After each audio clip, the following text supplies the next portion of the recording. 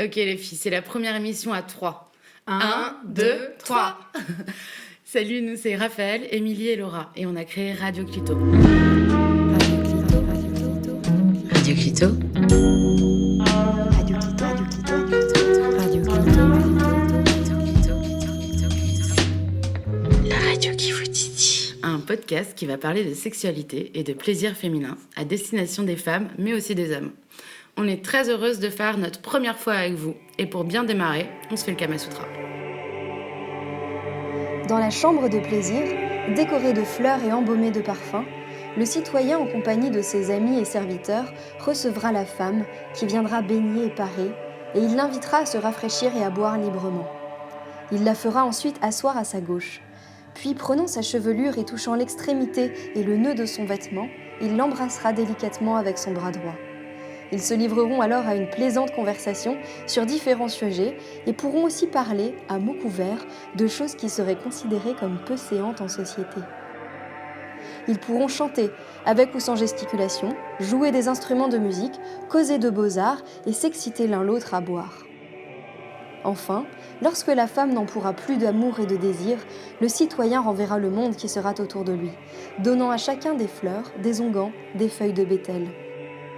Et lorsqu'ils seront enfin seuls, tous les deux, ils procéderont comme il a été décrit dans les précédents chapitres. Tel est le commencement de l'union sexuelle.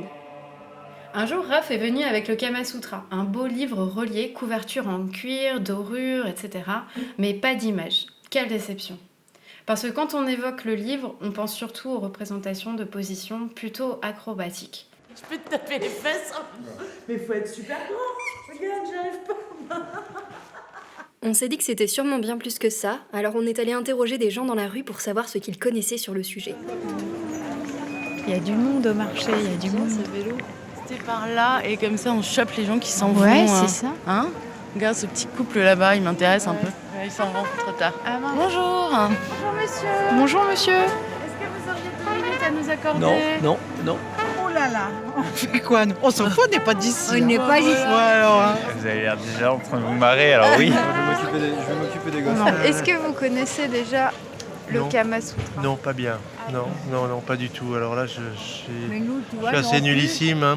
Non, Ouais. je suis un vieux là. Hein. Je sais que mes parents avaient ce livre dans leur bibliothèque. Hein. Ah ouais? Ouais. Mais je crois que je ne l'ai jamais ouvert. Je connais, oui, le livre avec les images. Je connais aussi certaines pratiques que j'ai pu expérimenter. Alors je connais le Kama Sutra et ça évoque l'érotisme et la sensualité. Et pour vous, c'est quoi le Kama Sutra? Une tradition Asie, centre du Sud-Est. Sexualité, l'érotisme, la diversité géographique dans le lit. C'est l'apprentissage, enfin c'est donner des idées, diverses manières de vivre son couple et peut-être de se renouveler. Ce qui manque peut-être aujourd'hui, puisqu'il y a tellement de divorces, on devrait le remettre sur le... Ouais, je pense que ça fait partie de... C'est important. C'est l'éveil des sens. La gymnastique, ça pourrait plus m'évoquer aussi. Je sais pas si j'ose pas dire une technique, mais enfin c'est une conception, une philosophie de l'autre et de la sexualité. Ouais. Hein, tout le fait que tout ça n'est pas forcément allongé côte à côte, aligné en parallèle, avec des mouvements monocordes et monotones. Comment le Kama Sutra est arrivé dans tes mains? Par curiosité, avec l'envie de découvrir et puis l'envie surtout d'explorer une sexualité plus épanouie. Vous l'avez déjà lu? Non. Vous l'avez déjà vu? Bah, en vrai, je crois que j'ai jamais eu de Kama Sutra entre les mains. Le premier souvenir que j'ai d'une image du Kama Sutra, c'était un format carte postale comme ça, punaisé dans les toilettes chez ma maman. Et c'était violet et rose et c'était une position totalement incroyable.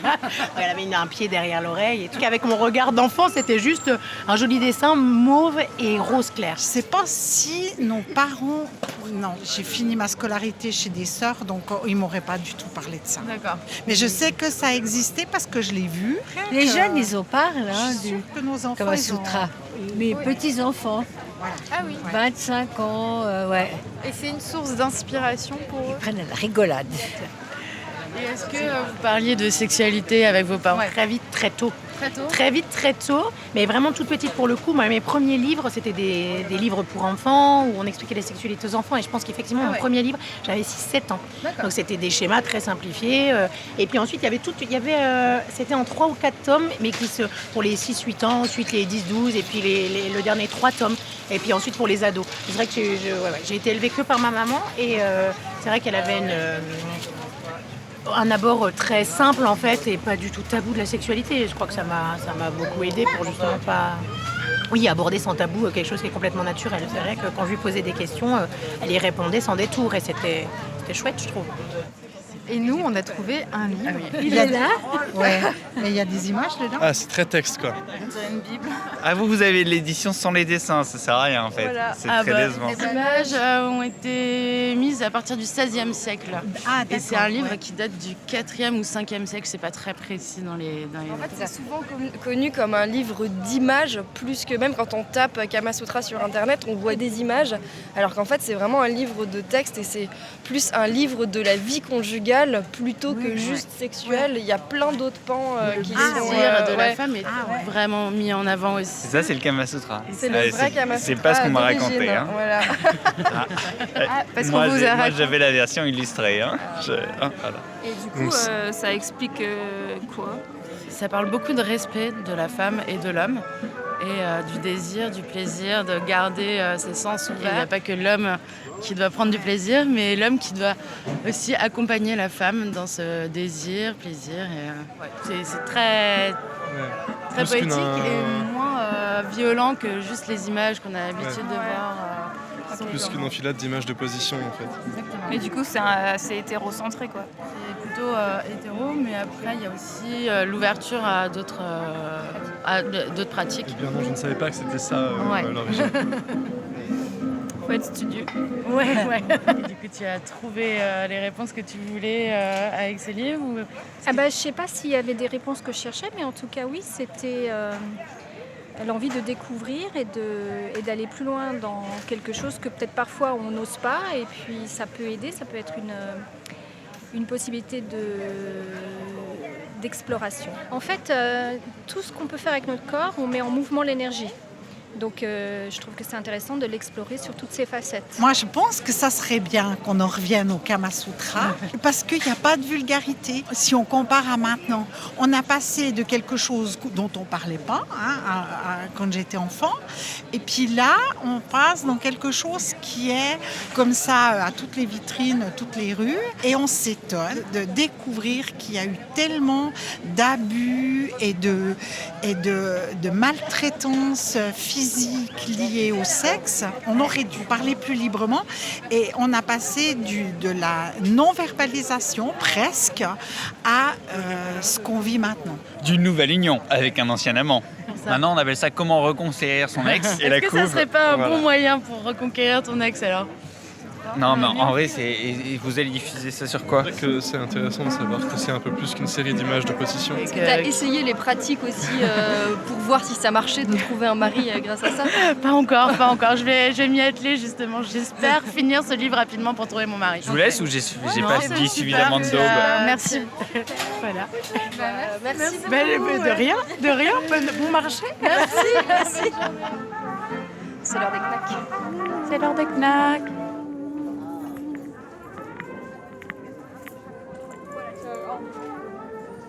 Il nous fallait quelqu'un, un expert de la culture indienne, quelqu'un qui a étudié le Kama Sutra. Et on a trouvé quelqu'un, le professeur Guillaume Ducœur, qu'on a rencontré dans son bureau au Palais universitaire de Strasbourg. Ok, on y va? C'est quelle salle? Salle 101, premier étage.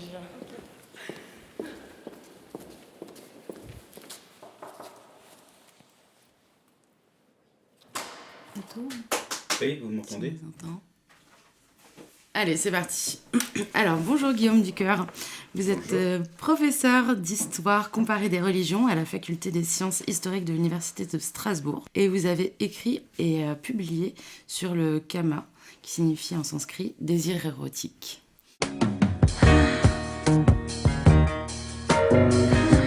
Alors le Kama Sutra est un recueil d'aphorismes sur l'amour ou le désir érotique. et il appartient à un genre littéraire très précis en Inde qui est celui des shastras, c'est-à-dire des traités didactiques.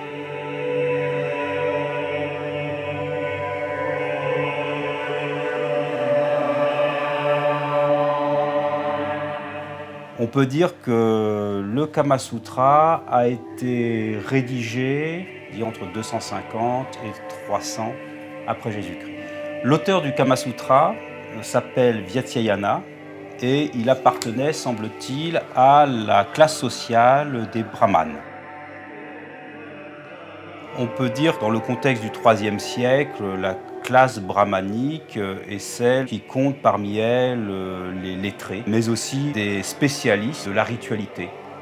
C'est-à-dire que le Kama Sutra s'insère tout à fait dans une représentation sociétale indienne ancienne qui est basée sur ce qu'on appelle les Purusharthas, les buts de l'homme, à savoir il y en a 3, le Dharma, l'Artha et le Kama.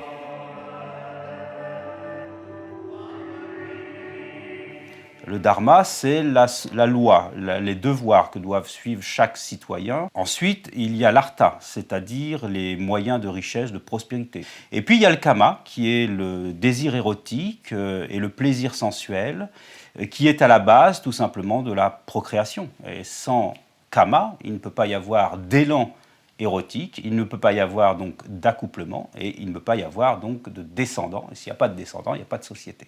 Je rappelle d'abord que Vyatyayana expose un certain nombre de données sur ces notions de dharma, d'artha et de kama, puis aborde l'union sexuelle, ce qu'on appelle samprayogika, l'union sexuelle en tant que telle. Mais après, il va parler essentiellement de la recherche d'une épouse, sur ensuite la conduite de l'épouse, de la veuve remariée et des femmes du gynécée royal. Il va parler sur les amants adultères et le rôle de l'entremetteuse. On parle de la mère, de la sœur. Les meilleures entremetteuses étaient en fait essentiellement les nonnes, parce qu'elles étaient libres d'aller d'une maison à l'autre pour mendier leur nourriture également, et donc elles pouvaient faire passer des messages. Et donc on voit que toute cette société, comment elle pouvait fonctionner. Il va parler ensuite sur l'art des courtisanes et enfin sur les secrets de magie pour accroître la sexualité, la virilité et les aphrodisiaques. Je pense que le Kama s'exprime le mieux dans toute la partie dont parle Vyatyayana, c'est-à-dire les amants. L'Europe a en tête le chapitre 2 sur les unions sexuelles.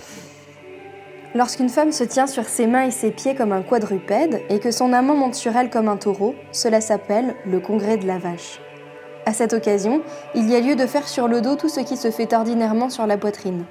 On peut opérer de même le congrès du chien, le congrès de la chèvre, le congrès de la biche, le violent assaut de l'âne, le congrès du chat, le bond du tigre, la pression de l'éléphant, le frottement du sanglier et l'assaut du cheval. Et dans tous les cas, on doit imiter les allures de chacun de ces différents animaux. On parle aussi de séduction. Bien sûr, beaucoup.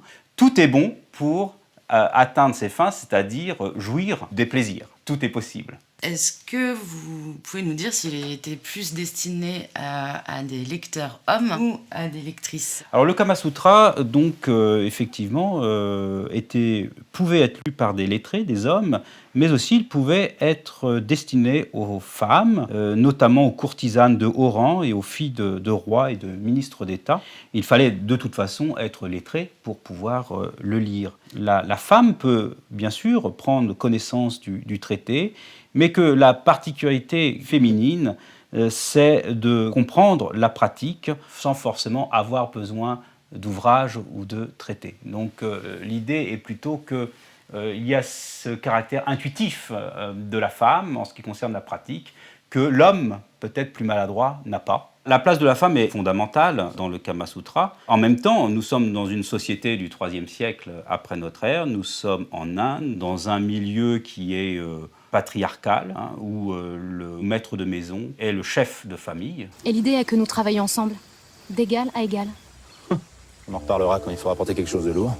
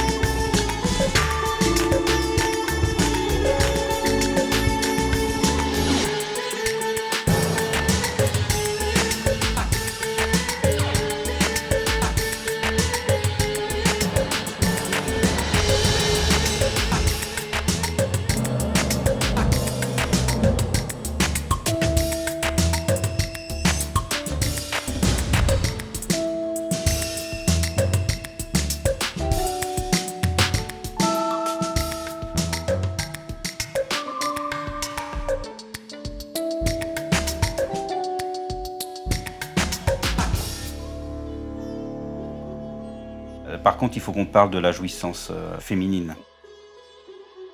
C'est très très particulier dans le Kama Sutra.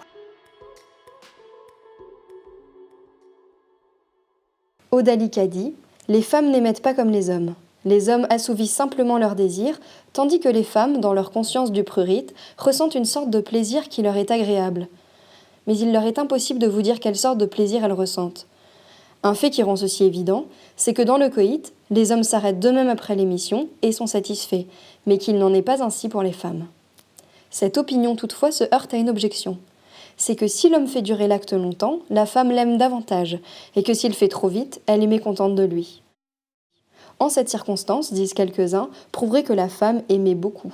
La différenciation qu'il peut y avoir entre la jouissance féminine et la jouissance masculine. Et ça, je pense que c'est très bien senti de la part de Vaisyayana et de ses auteurs. Est-ce que la jouissance est de même nature chez l'homme et la femme ou pas? Comment atteindre la jouissance masculine et féminine, avec le problème qui se pose, à savoir que la femme va mettre plus de temps pour atteindre la jouissance, l'homme moins. Comment finalement, après tous ces débats, Vaisyayana explique que c'est à l'homme de s'adapter au temps qu'il faut à la femme pour atteindre la jouissance sexuelle. Rémi, il est parti, Dindan est à terre, mais Rémi est parti, Carrière et Mangan sont placés. C'est bon. Oh, le but. Oh, le but. Oh là là là là là. Premier élément, c'est quand même ce qu'on appellerait les préliminaires. Il dit ouvertement qu'il faut commencer par caresser sa partenaire, ses jambes, avec sa main, entre les jambes, jusqu'à ce qu'elles deviennent humides. Également, Vaisyayana rappelle que l'homme qui ne va pas faire ses préliminaires, eh bien, sa partenaire se détournera de lui.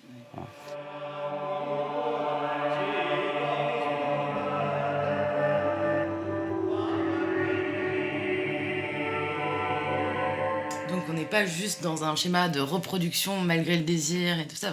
On est vraiment dans l'idée de le plaisir sensuel, le plaisir érotique, la jouissance. Par contre, il dit également que si l'homme est incapable de satisfaire sa partenaire, qui a une énergie sexuelle intense, alors donc on est déjà dans une autre catégorie, eh bien il peut avoir recours à un certain nombre d'appareils, et dont les godemiché. Les godemiché étaient aussi utilisés par les femmes, entre elles, chez les courtisanes, mais aussi dans les gynécées des rapport sexuel avec un homme, oui, elles utilisaient ça seules pour se faire plaisir. Oui, parce qu'il ne faut pas oublier que dans les gynécées, une épouse d'un roi, il pouvait avoir plusieurs épouses. Il y avait des règles qui étaient très très importantes. Et puis, lorsque le roi ne satisfaisait qu'une seule de ses épouses à la fois, les autres devaient attendre leur tour et ça pouvait durer longtemps. Et on a aussi d'autres histoires qui racontent comment, dans les gynécées des rois, parfois il y a des hommes déguisés en femmes et qui s'infiltrent dans les gynécées pour satisfaire les épouses du roi. Oui, voilà, des hommes peuvent aller et venir cachés dans un lit replié ou dans une couverture de lit. Ou mieux encore, il se rendra le corps invisible au moyen d'applications extérieures, comme celle dont voici la recette. Brûler ensemble, sans laisser partir la fumée, le fruit de la courge longue et les yeux d'un serpent, broyer des cendres et mêler dans une égale quantité d'eau.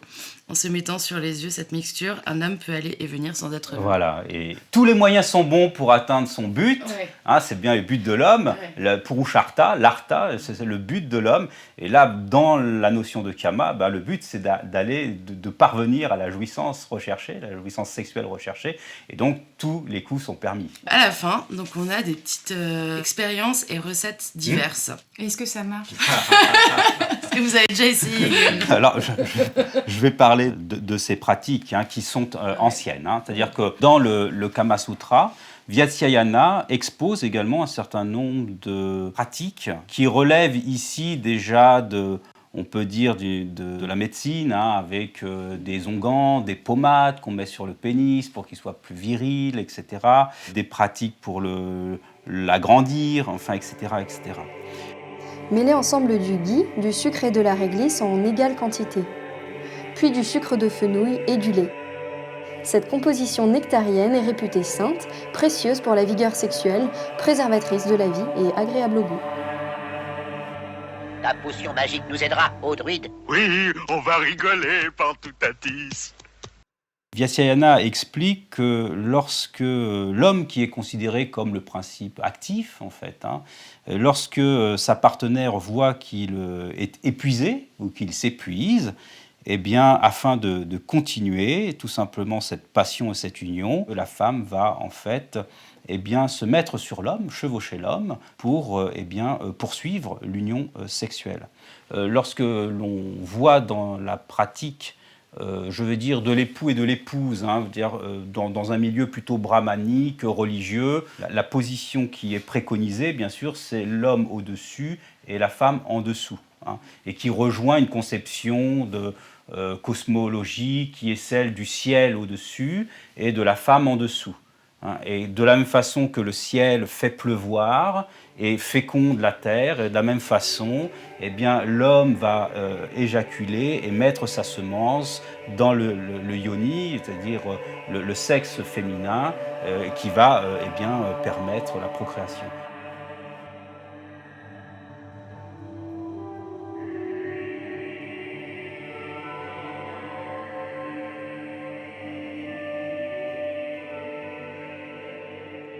Vaisyayana indique, et ça c'est intéressant, que l'homme assez intelligent laissera la femme le chevaucher, parce que c'est quand elle le chevauche qu'il connaît son vrai caractère sexuel, parce qu'elle est libre là et elle est active. Ouais. Et parce qu'elle est active, il peut connaître son caractère. Donc au contraire, l'homme a tout intérêt à laisser la femme s'exprimer et à être active. Parce que c'est parce qu'elle va être active qu'il va mieux la connaître sexuellement. Ouais, il faut qu'on parle un peu des positions sexuelles aussi. C'est 67 64 64. Donc 60... Moi j'en veux plus, toujours plus. Donc il décrit 64 positions.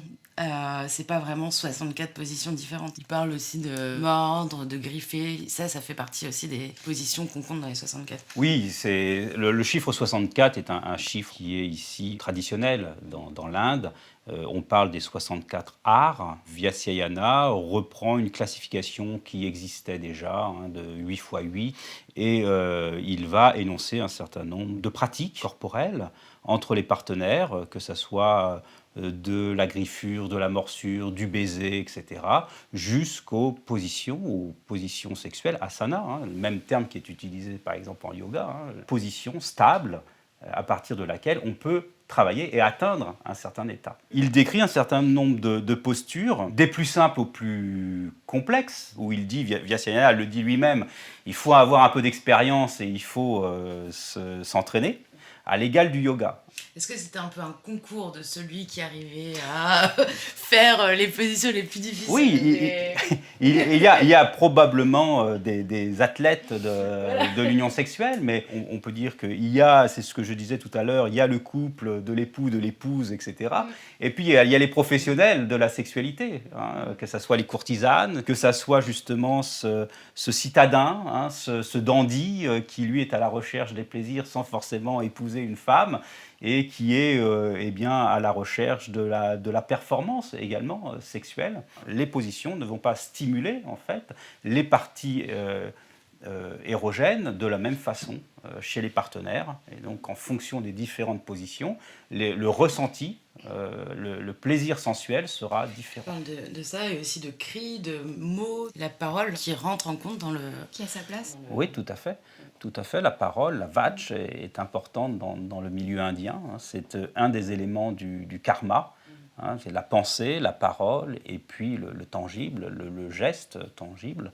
Et donc la parole fait partie également de ce qui va inciter, qui va permettre au kama de naître. l'énergie sexuelle de surgir et de faire en sorte que l'union amène les deux partenaires à la jouissance parfaite. Outre cela, il y a aussi des mots qui ont un sens, et ceux qui expriment prohibition, suffisance, désir de libération, douleur ou louange, auxquels on peut joindre des sons comme ceux de la colombe, du coucou, du pigeon vert, du perroquet, de l'abeille, du moineau, du flamand, du canard et de la caille, qui sont tous usités dans telle ou telle occasion. Vers la fin du congrès, l'homme pressera fortement avec la paume des mains ouvertes les seins, les hanches et les côtés de la femme, et cela jusqu'à la fin, et la femme fera alors entendre des sons tels que ceux de la caille ou de l'oie. À mon avis, c'est la femelle qui crie. Oui. Pourquoi en Europe, sur nos églises ou nos cathédrales, on n'a pas de représentation de posture sexuelle, alors qu'en Inde, sur les temples, même avant que le Kama Sutra existe, on avait déjà des représentations de ce type. C'est une question intéressante. Alors, ce qu'il faut voir, c'est ce que les sculpteurs du Moyen-Âge ont sculpté tout en haut des cathédrales et où personne ne pouvait aller. Ensuite, il ne faut pas se méprendre. L'Église chrétienne, ne prend en considération à cette époque-là que le mariage, parce que le mariage était un sacrement.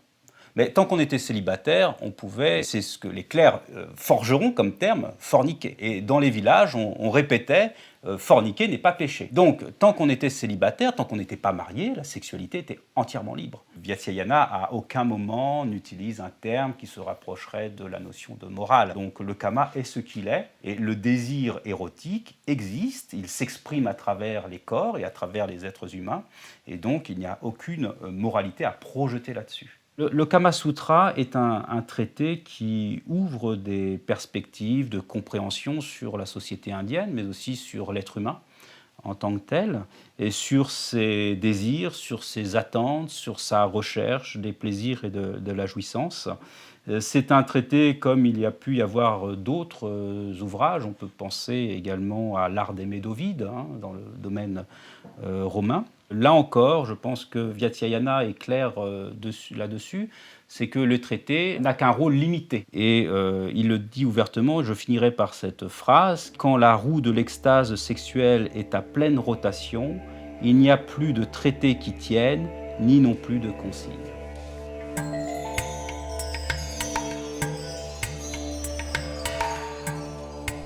Finalement, avec toutes ces infos, ces avis, ces connaissances glanées à droite à gauche, ces tutos, c'est assez intéressant de se dire que dans le Kama Sutra, le plaisir de la femme est plutôt mis en avant, est considéré comme égal à celui de l'homme. Et ça, c'est plutôt réjouissant. C'est vrai qu'on voit bien les différences d'accès au plaisir entre la femme et l'homme. Dans le livre, il y a des conseils pour que tout le monde soit comblé. Par exemple, on a vu que l'acte sexuel ne se finissait pas uniquement après la jouissance et l'éjaculation de l'homme, et que si lui prenait du plaisir et arrivait à atteindre la jouissance avant la femme, il devait s'occuper d'elle jusqu'à ce qu'elle l'atteigne aussi. On a toutes eu des expériences où le rapport se termine avec l'éjaculation de notre partenaire et où on se retrouve frustré et sur notre faim. C'est clair. Ouais, j'avoue. Ça.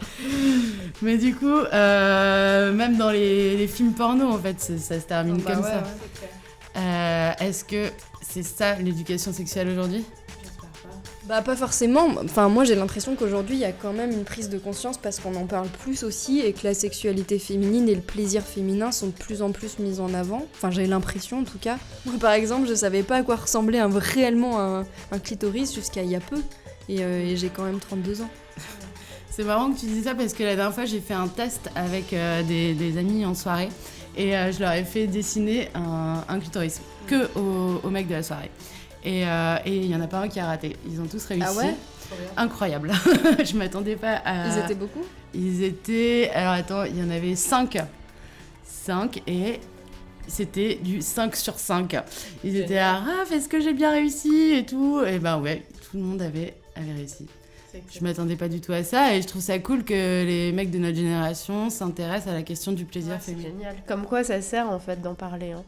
Parce que oui, c'est quand même fou qu'on en revienne depuis peu à la question du plaisir féminin, surtout ici, quoi, enfin en France, en Occident, comme si on venait un peu d'inventer et de le découvrir, alors qu'en fait, dans le Kama Sutra au IVe siècle, en Inde, tout ça c'était écrit et ça faisait partie d'un art de vivre. Et d'autant plus que ce qui a vraiment traversé, c'est qu'à l'époque, en fait, après le Kama Sutra, le livre a quand même traversé les mers, les époques, mais ce qui est resté, c'est avant tout les images des positions sexuelles. On a tous en tête ces images-là. Ouais. Voilà, et ça ne dit pas grand-chose finalement du désir, du plaisir, et encore moins de la femme, parce que quand on voit les images, on a du mal à imaginer le plaisir. Mais c'est clair. En tout cas, c'est pas ce qu'on avait jugé important de transmettre quand ça a été découvert en Occident et quand ça a été ramené. Ça montre bien que la notion de plaisir féminin a été bridée, voire occultée à un moment donné. Et c'est bien qu'on réussisse à en parler aujourd'hui, je pense, librement et sans tabou, pour faire avancer les choses. Bon, alors ça, c'était pour le côté théorique. Les filles, maintenant, on va passer à la pratique. Il nous faut quelqu'un de souple. Un chat ?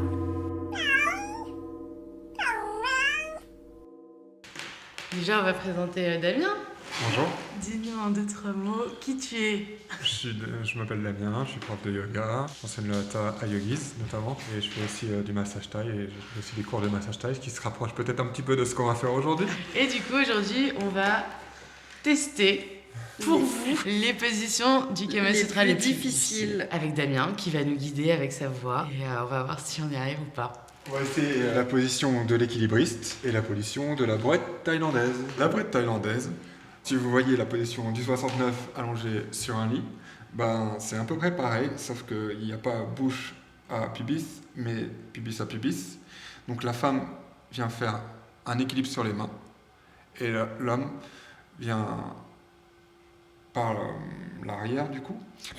La femme peut déposer ses chevilles sur les épaules de l'homme, et à mesure qu'il se rapproche pour mettre celle-ci à la verticale, les deux pubis rentrent en contact.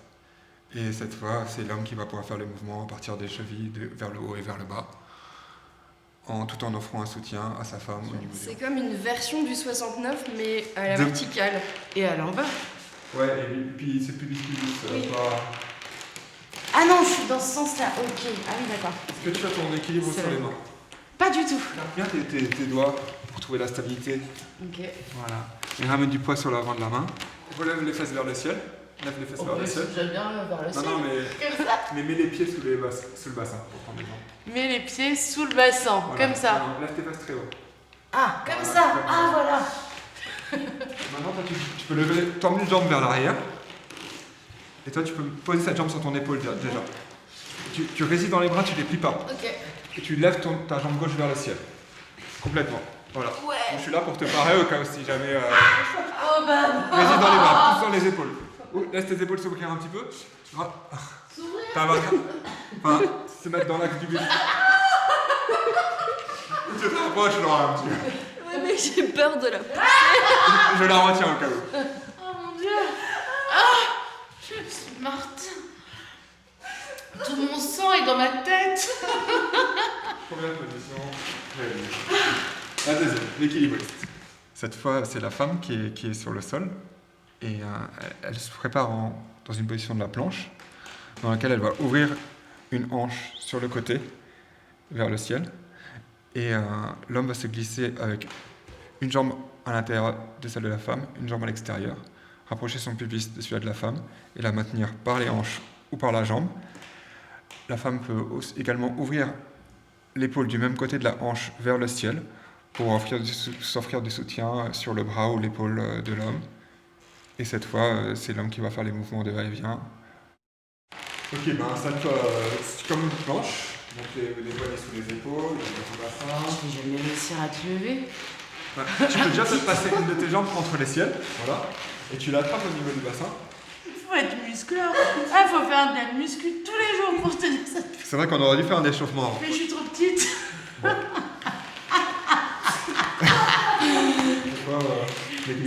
Ça ne marche pas, mais on n'a pas réussi. Mais... On essaye? On essaye. Ah, c'est l'autre bras, c'est celui-là. Ah, j'avais plus envie de lever l'autre bras. Ok, bon, là, là, je fais la planche. Voilà, fais la planche. Attends, je m'insère. Et ta jambe entre mes deux jambes. Oui, je mets ma jambe entre tes deux jambes. Ensuite. Tu attrapes son bassin. Et tu soulèves. Et ta jambe. Et tu lèves ton bras droit, là, voilà. Et tu attrapes son voilà. Ok, et maintenant, c'est bon. Ah non, lève ta jambe. Ça soulever, mais bon, on va dire que... Il faut que tu soulèves cette jambe. La jambe gauche. Nous avons littéralement tenu 3 secondes. Ouais. Pour certaines personnes, ça peut suffire. Ça me donne une tournée tout ça. Waouh. Bon bah merci Damien pour Merci beaucoup. nous avoir guidés dans ces positions. Merci à vous. Merci de nous avoir écoutés pour notre premier podcast. On espère que ça vous a plu et que ça vous a inspiré. On remercie Guillaume Zensas pour le mixage, Clit Eastwood pour les compositions musicales, Guillaume Ducoeur pour avoir répondu à nos questions et Damien Hyssen pour avoir accepté de nous guider lors du tuto. N'hésitez pas à liker, à nous suivre sur les réseaux sociaux et à partager avec vos amis et vos proches. On se retrouve très bientôt pour une nouvelle émission. Radio Clito.